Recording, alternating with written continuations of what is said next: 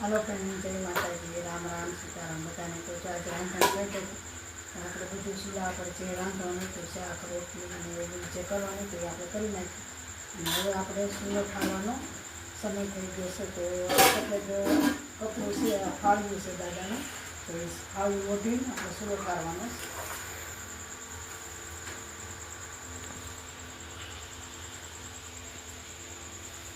ચૂલો ઠારવામાં શીતળામાની સફેદ પેસેડી કહેવાય. તો એ ઓઢીને આપણે ચૂલો ઠારવાનો છે.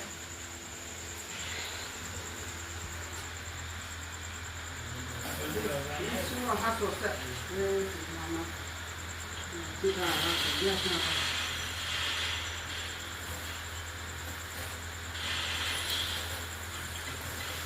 તો આપણે જે રાંધ્યું હોય એ ચૂલો ઠારી દેવાનો. એક વાર્તા છે સીતારામાની કે રાતે